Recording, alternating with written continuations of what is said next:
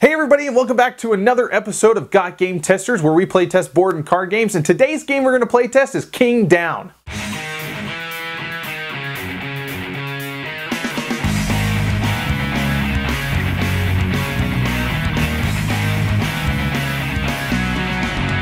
So this is the game King Down. It's a chess variant that has these decks of cards that each player is going to play with. It ranges from 2 to 4 players, or 2 or 4 players, better said. And it uses only a specific amount of chess pieces. Now in this game, this is just a prototype, obviously, okay? If you look at it at the Kickstarter, you will see amazing miniatures. But in this case, we just have chess pieces for now. And what you see here, I just put down a bunch of tiles to kind of mark out the different special areas. There are 3 different areas on the board, which is the front line, which you'll see for each player. This is kind of like where the pieces are summoned and they are immune from all harm until they leave that area. You have the capital, I'll get to in just a minute, and you have the camp. And the camp is where basically you just have all of your pieces set aside for now. As you play the game, you're going to start off by drawing a few cards, okay? The first thing you're going to do is you're going to draw 3 cards if you're the white player, or 4 cards if you're the black player. And as you play, those cards will do different things. So in this case, let's take a closer look at this. Let's see if I can zoom in there for you. So what we have here is pike, okay? Pike is just basically your pawn piece, okay? And it moves like a pawn, and all other pieces, you know, the different cards, whether it be the steed, or this is the queen, for example, or the king, and so on and so forth, they all move like typical chess pieces. But in this case, we have pike, okay? And pike has some text down here, as well as the cost for action points. And yes, in this game there are 4 action points per turn, and that never varies. You use different action points for different things.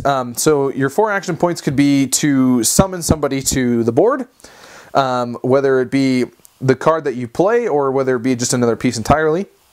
You can move with your action points, you can take other pieces with your action points, and you can even draw cards with your action points. You can draw a card per action point.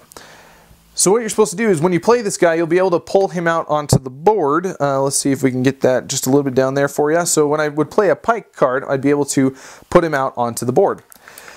Doing so, if I played the card again on a later turn, I'd be able to move him at a cheaper cost than typical action point moving. There are other ones. This is the steed, aka the knight, and some pieces are allowed to move and take, but not only take, but they also have sometimes special abilities. Like this one allows me to pull out both of my knights at the same time. There are other things called spell cards, and spell cards are pretty interesting because in order to play a spell card, you'd have to play a different piece card first, or a call card is what they're called.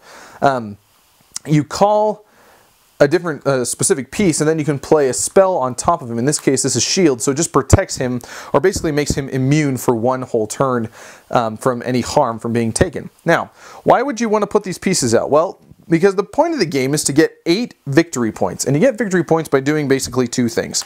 You either take other people's pieces, okay, so and typically, you know, take the piece, and I would get 1 point. I'd get to keep that piece. And second of all, is the capital right here in the center. And the capital is pretty important because if you have pieces, now notice these tiles are just for representation, they do come from other games. The pieces, if they're inside the capital, you can not only hold more cards in your hand, but more importantly, for every piece that you have in there, then you're going to get a point. So in this case, I would get 2 points. If I take another piece, that would be a point. And if the king is ever in the center, then he's worth 2 points. Or if I take my opponent's king somehow, then I would get 2 points for taking him, as opposed to typically 1 for every other piece. And that's generally the game. You play a few cards, you have very few action points. You try to get your pieces in the center, basically take the center and take the other pieces, and once you have 8 points in total, then you win the game. So that was King Down for you. The game is, it's definitely a chess variant, okay? But he did add a really major twist, and those cards really changed the game a lot. Typically when you add card games, it's got to add like 10 to 20% randomness. In this game, I really feel like it's only like 3 to 5% randomness in the game. It's kind of more of a tactics thing, right? You draw a few cards, and then you utilize those cards to do different things. But the difference is that you can go through this deck so fast, especially if you're determined to get that one card or that piece that you need or that spell that you're looking for.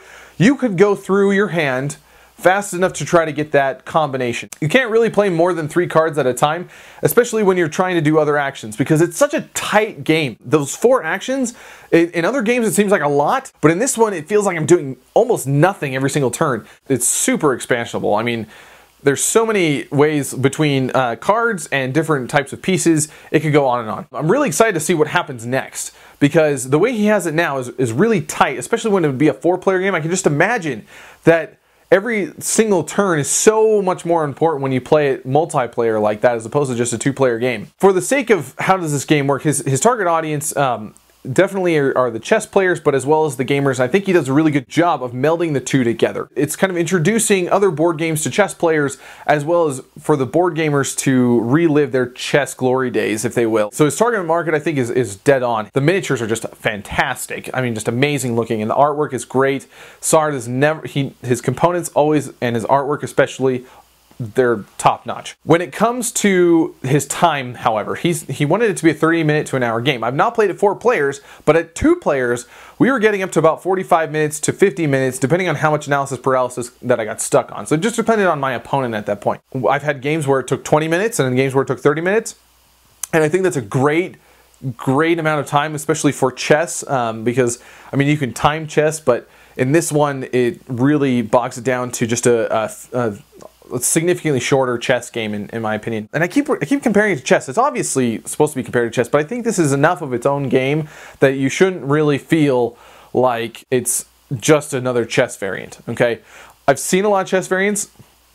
If you count the Duke as a chess variant, then that's a really good chess variant, but other than that, I have not seen a quality chess variant that I know of. The king seems balanced enough. They all have their own special abilities, and so it's a well-balanced game, and it's a nice tight game. I definitely give it 2 thumbs up for as far as, you know, board games and chess variants go. I hope you guys back his Kickstarter, because he does amazing work, and I can't wait to see what game comes after this. Thank you for watching our episode of Got Game Testers. Please, if you're a designer yourself and you want things play tested, we will do a review for you. Just please contact us at GotGameTesters@gmail.com, or check out our YouTube channel. We will see you next time on another episode of Got Game Testers.